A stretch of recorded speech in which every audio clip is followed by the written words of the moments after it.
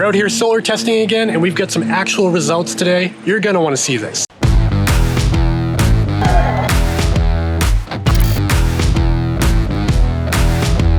Hey everybody, welcome back to my channel. My name is Dave from Chase's Summit, and we're here again in my beautiful backyard. We're going to be rerunning a test I did about a week ago regarding the Garmin Fenix 6 Pro Solar. This is the 47mm version that just came out a couple weeks ago. Thankfully, a couple of you commented on my last video to correct some of the things I did wrong in that test, and today I plan on correcting them so we get better results. First off, I had charged the watch to 100% before starting the GPS activity, and it turns out if you have the watch at 100%, the watch doesn't actually use the solar panel. The watch doesn't kick into solar mode until you fall below 98%. The other thing people told me is the lower the battery gets, the more efficient the solar panel becomes. And a few others mentioned that my test should be longer, so we have more resolution in the result. Because we're only dealing with 1% increments in the battery, the resolution isn't very high, so we don't see like 1.1, 1.2%. So today we're gonna be doing two things differently. First off, we're gonna start the test at around 50% of battery capacity, and I'll give you the exact numbers in a little bit.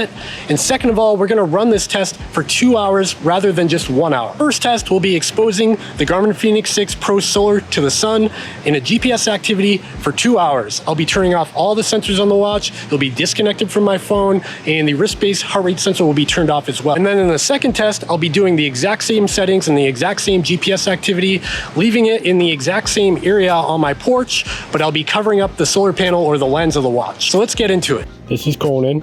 He decided to join us today. I'm gonna go ahead and start a run.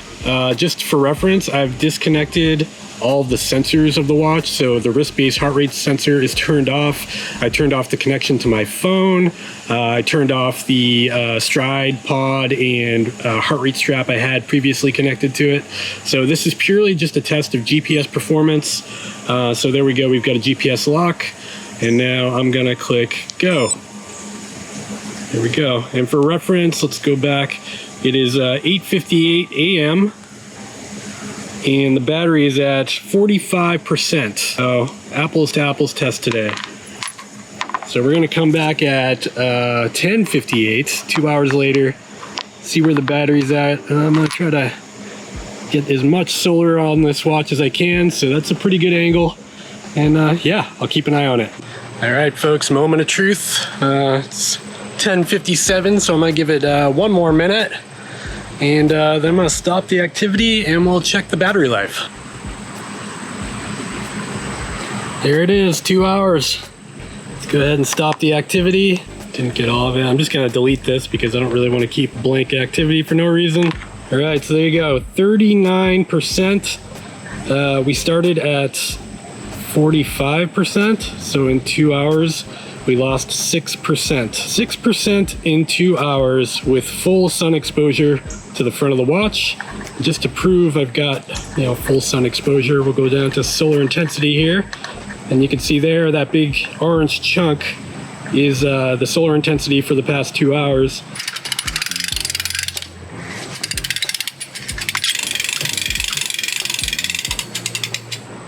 Hey, all right, here we go again. It is 11:02. We're gonna go ahead and start a run.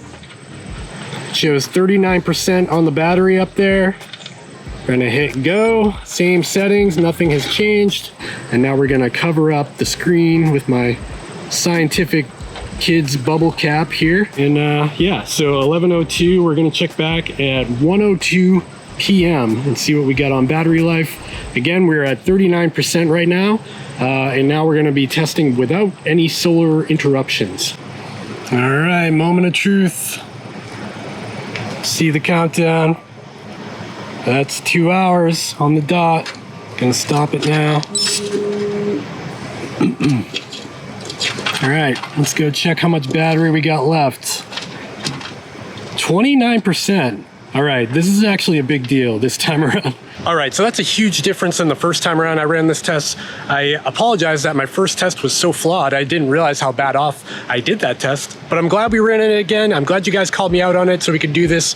It's not too scientific, but it does validate that there is a purpose to the solar panel. So let's look at the numbers. With the solar panel exposed to full sunlight in the morning, I lost 6% of battery life over 2 hours of GPS activity. Now, after I covered the solar panel up and reran the test in the shade, I lost 10% battery life doing the same 2-hour GPS activity with the exact same settings. That means the solar function gave us a 40% boost in efficiency while recording a GPS activity for 2 hours. That's a pretty sizable difference. And honestly, if you're the type of person that's exposed to the sun all the time, then this could be a viable option for you. I'm actually kind of shocked. I wasn't really expecting this big of a difference from last time I ran this test. And again, this is kind of an unrealistic setup. My watch was facing the sun the entire 2 hours I was testing it.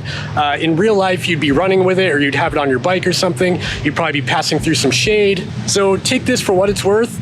This is just to prove out that the solar function does do something. It's not totally useless, not a gimmick. So if you run in an environment where you're exposed to the sun a lot, this could be a huge difference for you. The first thing that comes to mind when I think about how people could use this in a real life situation is the Badwater 135 out in Death Valley, where it's a 135-mile race in the desert. Those people would probably see a huge benefit in having a solar panel on their watch. For me, I run on trails on the East Coast here in Massachusetts, and for the most part, I'm in the shade unless I'm running on the road. So it's not gonna be a huge boost and improvement for me. Anyways, that's all I got for you today. I just wanted to rerun this test to get things right because I know a lot of you called me out in my last video, and I think I did. This is a big difference. I'm really glad I did this again, and I hope this helps some of you out there that are in the market for this watch. If you found this information helpful or at least entertaining, I would appreciate a thumbs up down below, and make sure you subscribe to my channel. It means a lot to me, and it motivates me to keep testing and creating these videos. Thanks for watching. I'll see you next time.